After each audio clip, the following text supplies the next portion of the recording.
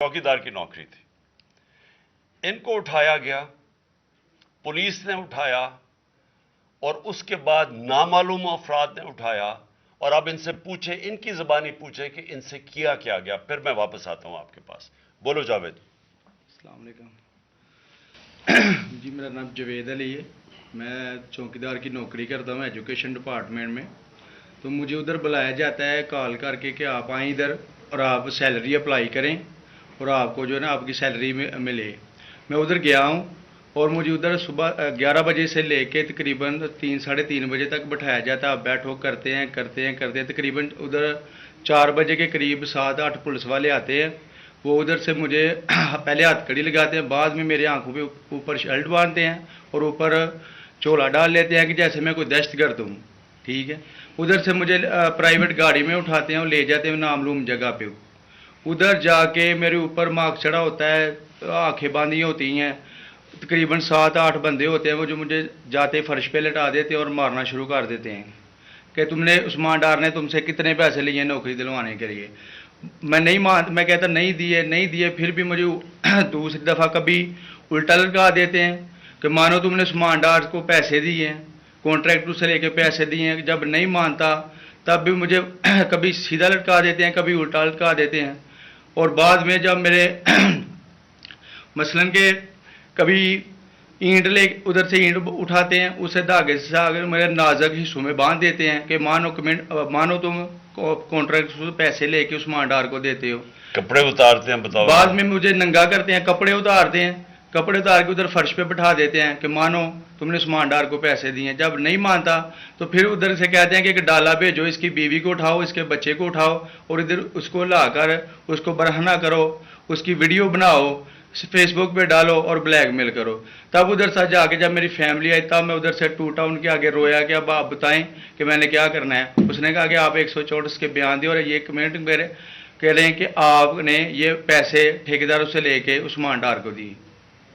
ये बताएं आप कि कोई ये सब चुप हो जाते थे जब कोई आता था एक उधर आदमी? जब मेरी तो आंखें बांधी होती थी, ठीक उस वक्त जब कोई आता था उधर, कोई अफसर आता था, ये कहते थे कि बड़े साहब आ गए हैं, बड़े साहब आ गए हैं, और सब साइलेंट हो जाते थे। जब वो आता था सब साइलेंट था। अब ठीक है, लगे रहो, करते जाओ, लगे रहो। ये बात मैं अब आपके सामने ये जो जावेद अली ने बात रखी, ये हर तरह हम कंफर्म कर सकते हैं। कुरान के ऊपर हाथ रखने के लिए मेरे सामने तैयार थे। ये उस्मान डार को फंसाने के लिए, इसको करप्शन केसेस में लाने के लिए, ये सारी चीज़, ये जो इससे 164 का बयान दिलवाया गया और फिर बीवी बच्चों को साथ वाले कमरे में ला के इनको कहा कि उसको नंगा करेंगे। ये सीधी बात बताए, बीवी को कहा कि उसको नंगा करके उसकी तस्वीरें बनाएंगे और फिर फेसबुक पे चलाएंगे।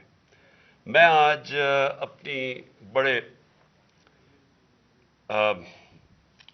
रिस्पेक्ट से मैं अपनी अदलिया से, मैं अपनी चीफ जस्टिस साहब से कहना चाहता हूं कि देखें, मैं अब से नहीं, जब से हमारी हुकूमत गई है, मैं तब से कहता रहा हूं कि हमारे बुनियादी हकूक की हिफाजत कौन करेगा।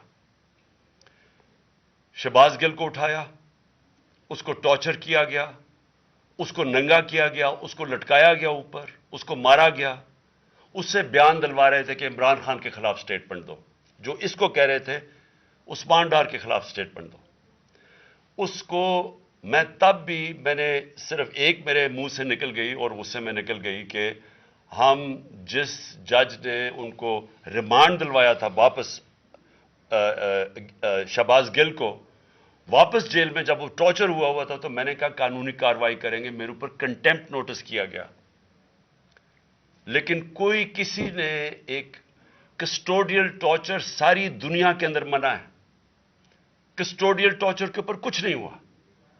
फिर आजम स्वाति को उठाया गया और सारी कौम के सामने, जो आजम स्वाति ने अपने जुबान से बताया कि उसे किया क्या गया, एक ट्वीट के ऊपर, उसका सिर्फ एक ट्वीट कर दी थी उसने कि NRO2 बाजवा ने दिया, जो सब कौम जानती है। उसके ऊपर जो उससे किया गया, फिर वीडियो भेजी गई उसकी बीवी और उसकी बेटी को। ऐसी चीजें इस मुल्क की तारीख में कभी नहीं हुई। یا میں تو نہیں کبھی سنی تھی ایسی چیزیں. شاید دہشت گردوں سے ہوتی ہوں, شاید کوئی باہر کے جاسوسوں سے ہوتی ہو, غداروں سے, لیکن اپنے شہریوں کو اس طرح کرنا اس ملک کی تاریخ میں کبھی نہیں ہوا.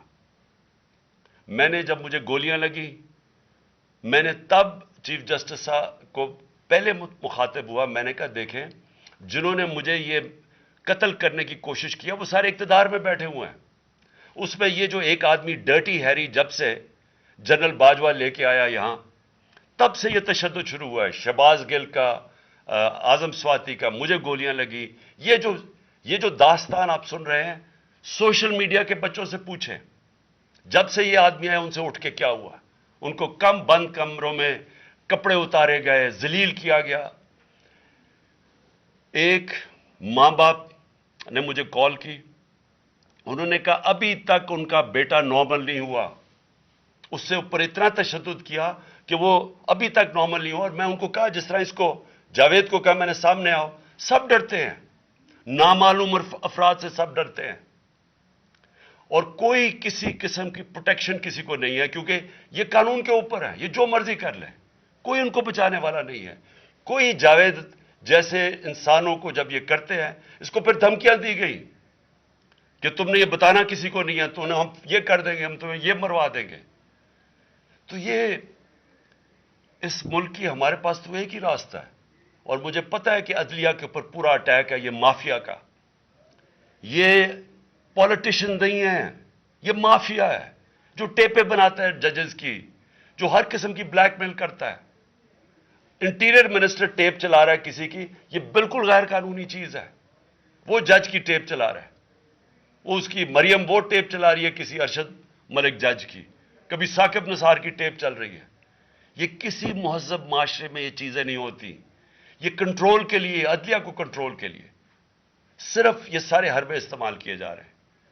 میں آج اس پلیٹ فارم سے اپنے چیف جسٹس اور اپنی ہائر جوڈیشری کو, امید تو صرف آپ سے رہ گئی ہے. اس وقت جو جس طرح کا ظلم کیا جا رہا ہے, یہ نامعلوم افراد جو کر رہے ہیں اس ملک کے ساتھ, اور خاص طور پہ جو ڈرٹی ہیری ہے, میری ساری انہوں نے, یہ کیسے ہو سکتا ہے کہ میری جو ساری جے آئی ٹی کی رپورٹ تھی, جو انہوں نے فورینسک ایویڈنس جمع کی ہوئی تھی, وہ ساری ختم کر دی ہے. ان 4 آفیسرز کو پھر اوپر بٹھا دیا ہے جن کے اوپر پروسیکیوٹر جنرل نے کہا تھا کہ انہوں نے میری جے آئی ٹی کی ایویڈنس سیبوٹاج کرنے کی کوشش کی. اس نے ٹیررزم کورٹ کو بتایا ہے, ان کو واپس لا کے اوپر بٹھا دیا ہے. یعنی اس سے انصاف ملے گا, ساری ایویڈنس ختم کر دی ہے.